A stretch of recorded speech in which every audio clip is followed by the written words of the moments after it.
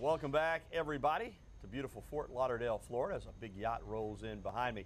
You know, Alabama defensive coordinator Kirby Smart is a hot name in the coaching ranks as far as being a potential head coach. He's interviewed for head coaching jobs and reportedly even been a finalist for a couple, but he has not left Alabama yet. And this morning he said he feels like he's got the best non-head coaching job in the country. So if he makes a move, he wants it to be the right one, and he's in no hurry to leave Tuscaloosa.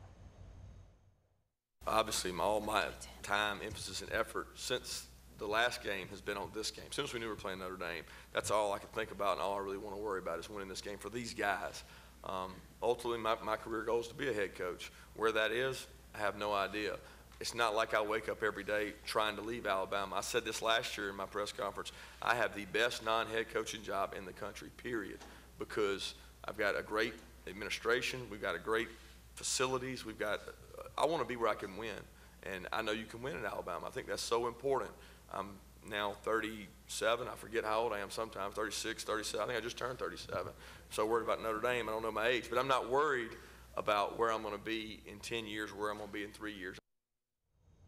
Well, we talked earlier in the newscast about how hard Damian Square was recruited by schools all around the country. One of the schools that recruited Alabama senior defensive end, Notre Dame. In fact, he went there on an official visit and could have wound up wearing blue and gold on Monday night instead of crimson and white. Well, I had a family member that went to Notre Dame, so I went up to experience, the atmosphere. It's a great place, a great tradition, similar to Alabama. At the time, Charlie Weiss was the coach, and they had, a great program going on at the university. I just felt like Alabama was a better fit for me, but Notre Dame is a great place. They have a lot of pride in what they're trying to do up there, and they've been trying to get to this point for a while, and they're here, and I'm pretty sure that they're going to try to come and take advantage of this opportunity.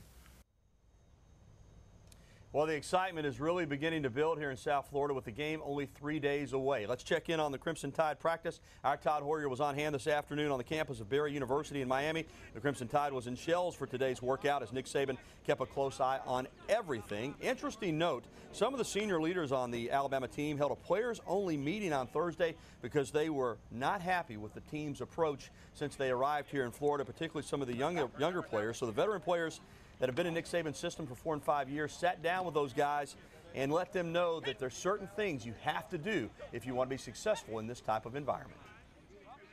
Just to have intensity in this practice. It was the last practice, full pass and actually being physical and having team run.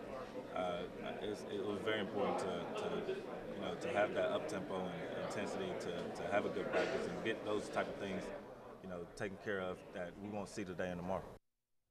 And our Travis Leader was on hand for Notre Dame's practice this morning at Nova Southeastern University here in Fort Lauderdale. Now, the Irish worked in full pads for about 2 hours. You see all the usual suspects here. Head coach Brian Kelly, All-American linebacker Manti Te'o, number 5, quarterback Everett Golson, also number 5, and running back Theo Reddick, number 6. Now, those guys will need to be at the top of their game if number 1 ranked Notre Dame is to upset second-ranked Alabama. That's right, number 2 is favored over number 1. Now, offensive coordinator Chuck Martin says the Irish had better not get into too many 3rd and longs against that Alabama defense.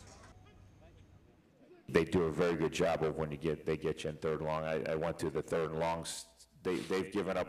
They've got more fumbles and interceptions and sacks than they've given up first downs on 3rd and 7 plus, which is. So if you want to get demoralized, if you're a Notre Dame fan, watch the Alabama 3rd and 7 plus tape, which we did one morning, and then we called it a day after that because we were all demoralized.